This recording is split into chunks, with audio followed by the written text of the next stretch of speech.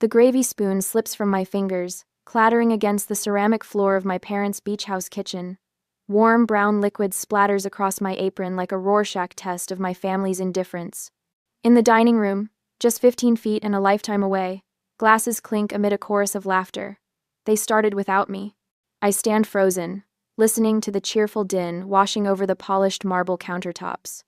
Mom promised we'd all sit down together once everything was ready. That was before Adrian's Tesla pulled into the driveway 2 hours ago, his designer luggage and winning smile instantly becoming the center of my parents' universe. To Adrian, my father's voice booms from the dining room, for bringing this family together on Thanksgiving. The knife edge of those words slices through me. I've been here since Tuesday, chopping, seasoning, and basting, while Adrian rolled in just before dinner, empty-handed except for a bottle of wine someone probably gave him. I bend down to clean the spilled gravy, my knees cracking against the hard tile. From this angle, I can see them through the doorway, Mom straightening Adrian's collar, Dad pouring him more wine, Aunt Sarah leaning in to hear his latest success story. Not one of them notices my absence. 3 weeks ago, Mom started the family group text with her usual holiday enthusiasm. Thanksgiving planning. We'll cook whatever Adrian likes this year since he's been so busy with his new position. I had suggested trying something different. Maybe we could go to that new restaurant on the bay? Give everyone a break from cooking? Mom's response came swiftly. Traditions matter, dear. Besides, you're so good in the kitchen. Translation. You're so useful in the kitchen. I grab a fresh dish towel, wiping gravy from my hands. My fingers have finally stopped trembling. Something shifts inside me, like tectonic plates grinding against each other before an earthquake. I pick up the gravy boat, filled to the brim with the rich brown liquid I've spent hours perfecting. The silver serving piece belonged to my grandmother, who probably stood in kitchens just like this one, serving men who never had to wonder if their contributions would be acknowledged. Walking to the dining room, I place the gravy boat firmly on the table. The heavy silver base makes a satisfying thunk against the crisp white tablecloth. 5 pairs of eyes look up briefly before returning to Adrian, who's midway through a story about his golf game with a potential client. Honey, Mom says without looking at me, could you grab some more ice for Adrian's drink? The request hangs in the air between us. I've spent 2 days cooking, while Adrian hasn't lifted a finger. The words rise to my lips before I can swallow them back. No. The single syllable lands like a stone thrown through glass. The conversation stops. Adrian's mouth hangs open mid-sentence. Mom blinks rapidly, her social smile faltering. I'm sorry? I said no. My voice sounds different, steadier than I feel. Dad's face darkens as he sets down his fork. Your brother drove all the way from Tampa. 2 hours, I say. He drove 2 hours. I've been cooking for 2 days. The silence stretches between us, filled with the unspoken rules I've just broken. My heart hammers against my ribs. This tiny rebellion might cost me the security of being part of this family, the conditional love I've spent 35 years trying to earn. Mom laughs nervously, smoothing her napkin. Marin's just tired from cooking all day. She turns to Adrian. The turkey is exceptional this year, don't you think? And just like that, the moment passes. The conversation flows around me like I'm a rock in a stream. Adrian resumes his story with barely a pause. But something has changed. For the first time, I've pushed back against the current, instead of letting it sweep me along. My no still echoes in my ears as I take my seat at the table, not rushing back to the kitchen, not fetching ice, not disappearing into the background of my own life. I reach for the wine and pour myself a full glass. When I look up, Aunt Rachel catches my eye from across the table and gives me the slightest nod. I take a long sip and feel the warmth spread through my chest. This Thanksgiving just became something entirely different. The half-eaten turkey sits abandoned on the dining table as I escape to the kitchen, my legs carrying me away from the laughter that doesn't include me. I need a moment to breathe, to process what just happened. My small rebellion, that simple no, still thrums through my veins like electricity. Mom's iPad sits open on the granite countertop, her Facebook page glowing with notifications. I shouldn't look. I've never been the snooping type. But something pulls me forward, my fingers hovering over the screen before I tap her profile. The most recent post stops my breath cold. Excited for Adrian's special Thanksgiving menu. Can't wait to taste what my talented son suggested for our family gathering. My talented son. Not a word about who actually shopped for ingredients, prepped for 2 days, or woke at 5 this morning to put the turkey in the oven. I scroll down. Photo after photo from birthdays, Easter, last Christmas, dozens of images of Adrian smiling with mom and dad. In some, I spot my elbow or the back of my head as I carry dishes to the table or clean up in the background. Not one photo features me front and center. Not one. The kitchen suddenly feels too small. The walls pressing in as 35 years of being overlooked crystallize into undeniable evidence. I've always suspected I was less important, but seeing it documented so thoroughly makes my stomach clench. Marin, where's the pumpkin pie? Mom calls from the dining room. I close the iPad and grab the pies from the counter, sliding them onto serving plates with trembling hands. When I return to the dining room, everyone remains seated comfortably, Adrian at Dad's right hand, Mom beaming beside him, Aunt Sarah leaning in to catch every word. "Just set them on the sideboard, honey," Mom says without looking up. "You can serve from there." I place the pies down and stand awkwardly, knife in hand, as the conversation flows around me. "Adrian, tell them about your new place," Mom prompts, touching his arm. He leans back, stretching his designer shirt across his shoulders. "Just closed last week. Perfect little beach house in Siesta Key. We should all go down for a visit," Dad says, his voice warm with pride. "Like our Key West trip last spring." The knife nearly slips from my fingers. "What Key West trip?" A moment of awkward silence falls before Mom laughs lightly. "Oh, it was just a quick weekend getaway. You were so busy with work." "I was never invited," I say, the words falling like stones. Adrian shifts uncomfortably, but Aunt Sarah jumps in. "Speaking of family gatherings, I wanted to tell you, Adrian. I've decided you should have Grandma's china cabinet. It would look perfect in your new dining room. The cabinet I've admired since childhood. The one I'd hoped would someday hold my own collection of depression glass." "Thanks, Aunt Sarah," Adrian says, not meeting my eyes. "That's really generous." "Well, we want to make sure these things stay in the family," she replies. "As if I'm not family." "Adrian needs it more than you do anyway, Marin," Dad adds, "especially with how much he's stretched himself with the new house. Your mother and I helped with the down payment, but mortgage rates are brutal these days." The pieces click together with sickening clarity. The same parents who called me financially irresponsible when I bought my modest Orlando condo 3 years ago with no help from them had handed Adrian a down payment for a beach house. "More pie, anyone?" I ask, my voice hollow as I mechanically cut and serve, standing while they remain seated. The conversation shifts to Adrian's promotion, his golf game, his new boat. With each passing minute, the truth sinks deeper into my bones. My only value to this family is what I provide in service, the meals I cook, the dishes I wash. The holidays I organize while they enjoy themselves.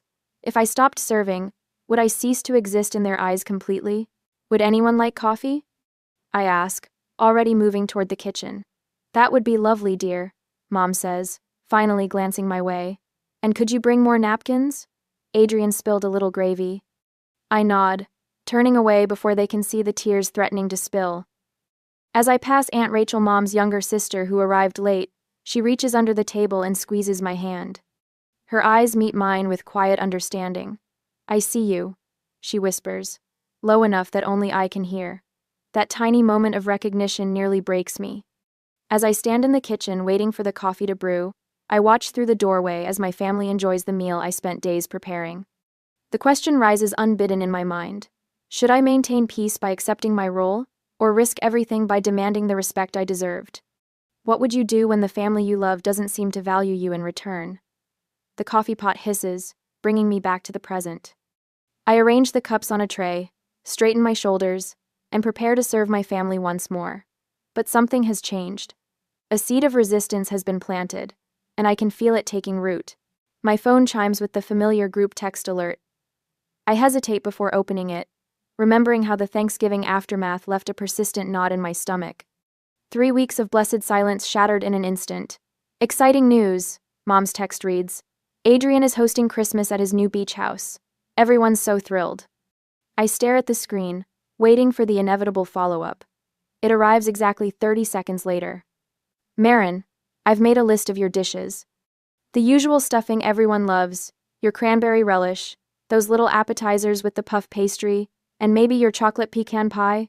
Adrian mentioned how much he misses your cooking." Before I can respond, another message pops up. And honey, could you come early to help set up? Maybe around 9? Adrian has an important client breakfast that morning. Think he was never bide. My thumbs hover over the keyboard. The audacity is breathtaking. Not, would you mind making? Or, if you have time, but a direct assignment of labor. As if my time, my career, my life holds no value compared to Adrian's important client breakfast. I toss my phone onto the couch and walk to the kitchen. The headache that's been threatening all day pulses behind my right eye. Marin, did you update the Henderson pitch? My boss's voice cuts through the office buzz Monday morning. He stands at my cubicle entrance, arms crossed. I'm working on it now, I say, minimizing the Christmas shopping website I'd been scrolling through. I'll have it to you by 3. No. It was due Friday. His disappointment weighs heavier than anger would. The client meeting is tomorrow morning. This isn't like you. It isn't like me. I've always been the reliable one, the one who stays late, the one who makes everyone else look good. At work, at home, everywhere. That night, I barely sleep. My stomach churns with acid that burns up my throat. The clock reads 3:17 a.m. when I finally give up, padding to the bathroom for antacids. This is the 3rd night this week. As Christmas approaches, the insomnia worsens, my body rebelling against obligations my mind tries to accept. I pull a notebook from my nightstand drawer. Things I want. I write at the top. Then I stare at the empty page. What do I want? Has anyone ever asked me that question? Have I ever asked myself? The next morning, I arrive at work an hour early. I finish the Henderson pitch, then start on next week's projects. When my boss stops by to check on me, I say, I've completed everything due this week. I'm taking Friday off. Not asking, telling. He blinks, surprised by my directness. Sure, you've got the time. Everything okay? Just taking care of myself, I reply, the words feeling foreign in my mouth. Thursday afternoon, Jessica from accounting leans against my cubicle wall. A bunch of us are having a holiday thing Saturday night. No family drama allowed. Just friends, food, and questionable karaoke choices. You in? I don't know. I hesitate. I've got so much to do before Christmas at Adrian's. Come on, she nudges my shoulder. One night for yourself won't kill you. Something about her casual invitation cracks the tension I've been carrying. I burst into genuine laughter for the first time in weeks. Questionable karaoke, huh? That bad? Horrific, she grins. Dave from It does an interpretive dance to Total Eclipse of the Heart that will haunt your dreams. I find myself nodding. Okay, I'm in. The possibility of joy. Simple, uncomplicated joy, with people who expect nothing from me except my presence, feels like coming up for air after being underwater too long. Friday off, I spent the whole day away from the kitchen, outside, just by myself. Saturday, I was testing new recipes I found on the internet, prepared and went to hang out with friends from work. My phone rings Sunday evening. Mom's name lights up the screen. I consider letting it go to voicemail, but something inside me has shifted. Hi, Mom, I answer, keeping my voice neutral. Marin, I'm finalizing Christmas plans. Did you get my text about coming early to help Adrian set up? We're counting on you. He's so busy with his new promotion. I watch my knuckles turn white around the phone. The familiar script unfolds. Adrian's needs elevated, mine dismissed. The old Marin would apologize for the delay and promise to do better. The old Marin would already be planning which grocery stores had the best ingredients for all those assigned dishes. I'm busy too, I say quietly. I have my own life and career. The silence stretches so long I check to see if the call dropped. What's that supposed to mean? Mom finally asks, her voice tight with disapproval. It means exactly what I said. I have deadlines, responsibilities, and commitments of my own. I'm not just sitting around waiting to be useful to Adrian. This is Christmas, Marin. Family comes first. Does it? Because it seems like Adrian comes first, and I'm just expected to serve him. Mom gasps. That's not fair. He works so hard. So do I. The words burst from me with unexpected force. I work hard too, Mom. But no one in this family has ever acknowledged that. No one has ever asked what I need or want. It's always about making things perfect for Adrian. I don't understand where this is coming from, she says, her voice quavering. We've always been a close family. The truth lands in my chest with stunning clarity. I don't need their approval to be worthy. I never did. All these years of contorting myself to earn love that should have been freely given, what a waste. I'll think about Christmas, I say calmly. I'll let you know what I decide. I end the call before she can respond. The following week at work, something strange happens. Jessica stops by my desk with coffee. Thought you might need this, she says, placing it beside my keyboard. No expectations, just kindness. At lunch, my colleagues ask about my holiday plans. When I mention the uncertainty around family Christmas, Dave from IT immediately offers, "A bunch of us are having an orphan Christmas if you want to join." Potluck style, everyone brings something they actually enjoy making. The contrast staggers me. These people, some I barely know beyond professional courtesy, asking what I want rather than telling me what they expect me to give. Thanks, I say, standing a little straighter. I might take you up on that. That evening, I open my laptop and begin drafting an email to my family. The words flow with surprising ease. Dear Mom, Dad, and Adrian. I type. I've given a lot of thought to Christmas this year. I've decided not to attend the gathering at Adrian's beach house. I explain my feelings without accusation, simply stating facts. Years of unbalanced expectations, the toll on my health and career, my need to create boundaries that honor my worth. An hour later, my phone rings. Aunt Rachel's name appears on the screen. Your mother called me, she says without preamble. She's quite upset. My heart sinks. I'm sorry if she dragged you into this. Don't be, Aunt Rachel's voice softens. I wanted you to know that whatever you decide about Christmas, I support you. It's long overdue, Marin. Tears spring to my eyes at this unexpected alliance. Thank you, I whisper. After we hang up, I return to my laptop, yet my phone lights up again, Mom calling. I take a deep breath and decide. I take 3 deep breaths before answering, exactly as Jessica advised during our lunch yesterday. Hello, Mom.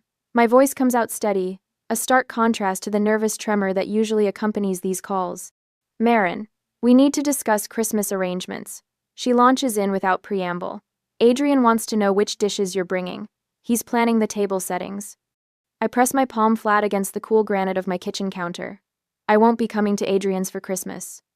The silence that follows stretches so long I check my screen to ensure we haven't disconnected. That's ridiculous. Her voice returns, higher pitched than before. Of course you're coming. Your brother has a brand new house to show everyone. I've made other plans. I maintain eye contact with my reflection in the microwave door, refusing to look away from myself. What other plans could possibly be more important than family? The familiar dismissive tone creeps in. My plans are important because they're mine. Each word comes out distinct, like stepping stones across a rushing stream. I've spent every holiday cooking, serving, and cleaning, while everyone else enjoys themselves, including Thanksgiving last month, when you all started eating without me. You're being overly sensitive. I cooked for 2 days straight. Dad toasted Adrian for bringing the family together while I was still in the kitchen. You promised we'd all sit down together. For the first time in our decades of conversations, Mother has no immediate retort. The silence carries weight. Well, she finally manages, I'm sorry if you felt unappreciated. I didn't feel unappreciated. I was unappreciated. The distinction matters. I'm making different choices this year. I'm making different choices this year. You'll break your father's heart. Her voice wavers with practiced fragility. He's been telling everyone how proud he is of his children. I almost laugh. When did Dad last tell me he was proud of me? He didn't even acknowledge my promotion last spring. That's not fair. She stops abruptly. He what? He's not good with words, she offers weakly. Not like Adrian. Adrian is good with words because you and Dad hang on every one of them. You've spent my entire life treating him like the star of the show while I work backstage. Her breathing changes. I suppose we've taken you for granted. The admission, however small, stuns me into momentary silence. My prepared arguments dissolve, as unexpected tears prick my eyes. What would it take to fix things? She asks. When Mom asked what it would take to fix things, I hesitated. Should I give them another chance to change patterns built over decades? Or was it time to prioritize my own well-being, even if it meant spending holidays apart? I hang up without answering, promising to think about it. Jessica arrives at my condo an hour later with takeout and her laptop. Operation Freedom. Christmas is underway, she announces, setting containers of pad thai on my coffee table. You're ridiculous, I say, but the knot in my chest loosens for the first time in days. Look at these options. She flips open her laptop, displaying a booking site. Key West has vacancies at that boutique hotel we've been eyeing. Christmas on the beach instead of Christmas in servitude. I stare at the images of turquoise waters and swaying palms. My family would never understand. That's kind of the point. Jessica scrolls through room options. Your happiness isn't contingent on their understanding. My phone buzzes with Aunt Rachel's name. Speaking of family, I murmur, answering the call. I heard you're skipping Adrian's Christmas extravaganza. Rachel's voice carries none of my mother's accusation. News travels fast. Your mother called in reinforcements. She wanted me to talk some sense into you. My stomach tightens. And? I told her I'm visiting you in Orlando instead. The smile in her voice is unmistakable. I've had enough of Adrian's show-off mansion and your parents fawning. If you'll have me, of course. Tears well up again, but different from before. Really? Really. We can start our own traditions.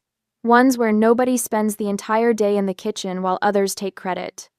After we hang up, I book the Key West reservation for the days after Rachel's visit. For the first time, the holidays stretch before me like an open road, rather than a predetermined path. My phone rings again that evening. Dad's name flashes on the screen.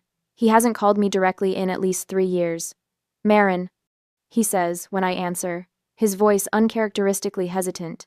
Your mother mentioned you might not be joining us for Christmas. Before I can respond, a text from Adrian lights up my screen. Are you really not coming to my new place for Christmas? I've made other plans, I tell Dad, watching another text bubble appear from Adrian. I see. The uncertainty in his voice is new territory for both of us. Perhaps we could discuss this further. Your mother was hoping you might meet her for coffee next week. I consider the request, turning it over like a strange artifact from another time. I'll think about it. After we hang up, I read Adrian's second text. Mom's really upset. Can't you just come for one day?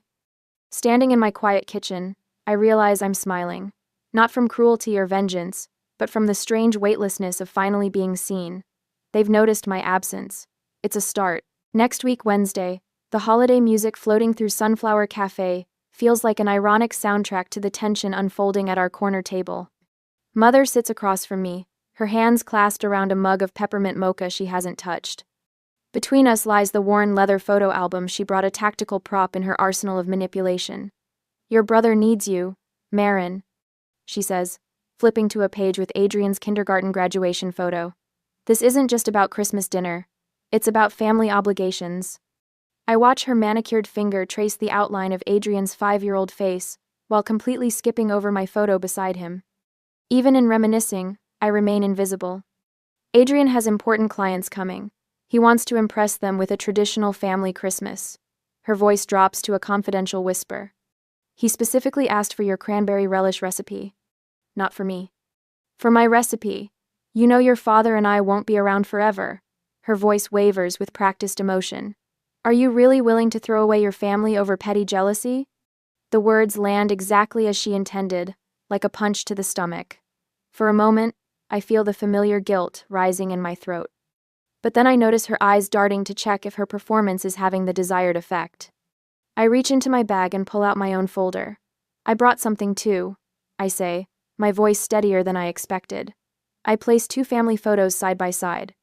The first shows last Easter's gathering, Adrian centrally positioned between our parents, while I'm barely visible at the edge, carrying a tray of deviled eggs. The second from Thanksgiving shows a similar composition, Adrian, raising a glass in toast while I stand in the background, refilling water glasses. 6 holidays in a row where I cooked every dish. I continue, sliding forward a handwritten list. 32 family gatherings where I arrived hours early to set up and stayed hours after to clean. 4 birthdays of mine that were rescheduled because they conflicted with Adrian's plans. Mother's face tightens. We appreciate everything you do. You appreciate everything I provide, I correct her. There's a difference. I tap the list with my index finger. When was the last time anyone took a photo of me enjoying a holiday meal? When did anyone offer to help me in the kitchen? When did my birthday get the same attention as Adrian's job promotion? She shifts uncomfortably, glancing around as if searching for witnesses to my rebellion. I'm not throwing away family, Mom. I say, my voice softening but not weakening. I'm refusing to be the servant. Her mouth opens, then closes. For perhaps the first time in my adult life, my mother has no ready response. The holiday decorations surrounding us, twinkling lights and paper snowflakes, cast strange shadows across her face. Outside the cafe window, shoppers hurry past with bags of presents, their faces alight with anticipation rather than obligation. I pull out my phone and slide it across the table, displaying the confirmation email. I'm spending Christmas in Key West, I say, with friends who see me as more than what I can provide for them. Mother stares at the screen, her face draining of color as reality sinks in. Her fingers clutch her untouched coffee mug so tightly her knuckles whiten. You've already booked it? The question comes out hollow, disbelieving. Jessica and I leave Christmas Eve morning. But what about Adrian's dinner? The genuine confusion in her voice speaks volumes. She truly cannot imagine a world where my brother's needs don't automatically supersede mine. Adrian has 2 hands that work perfectly well, I reply, and a kitchen full of appliances with instruction manuals. She looks at me as if I've suggested he perform brain surgery. He doesn't know how to cook a turkey. YouTube exists, I say simply. I learned most of my recipes there when no one taught me. The barista calls out another customer's order. Holiday music continues playing. Life goes on around us while my mother processes that her reliable kitchen servant has resigned without notice. When our bill arrives, I take it before she can reach for her purse. This one's on me, I say, placing my credit card on the small tray. No strings attached. It's a small gesture, but the symbolism isn't lost on either of us. For decades, every gift, every favor from my parents came with invisible strings, expectations of service, compliance, and gratitude for their conditional love. Mother gathers her photo album, her movements stiff and uncertain. As we stand to leave, I touch her arm gently. When you're ready to have a daughter instead of a servant, I'll be here. I say, I've always been here. You just need to see me. She doesn't respond, just nods once before walking out into the December afternoon. I watch through the window as she sits in her car for several minutes, not starting the engine, just staring straight ahead.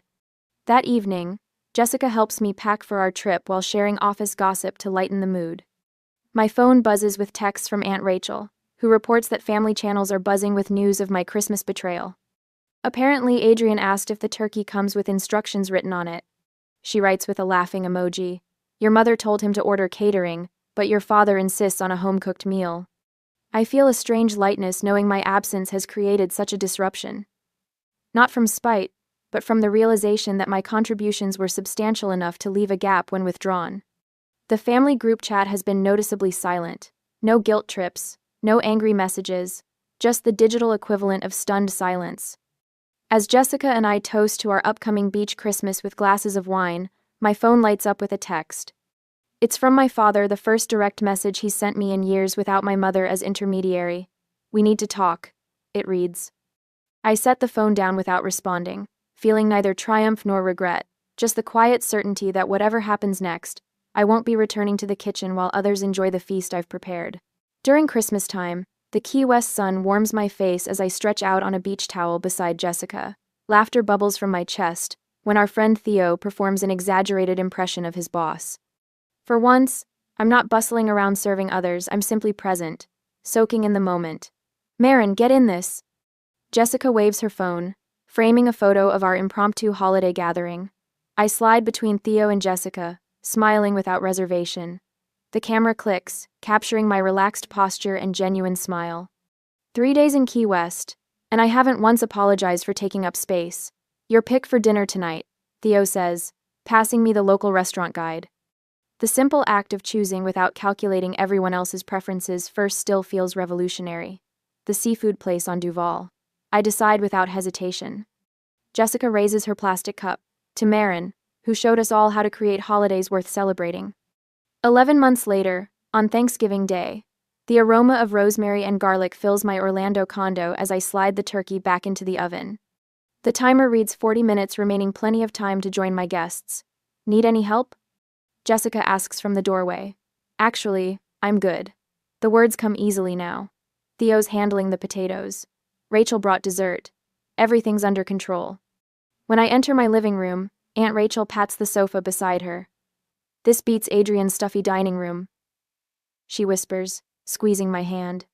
My Thanksgiving table looks nothing like my mother's perfectly coordinated settings.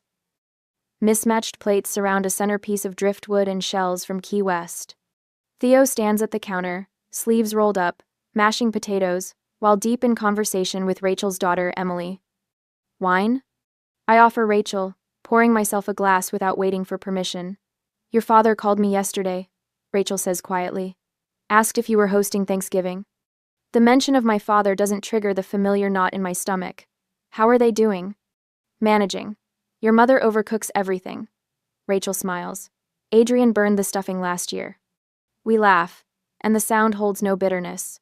When we gather around my table, I take my seat, not rushing to serve or check if anyone needs anything before I begin.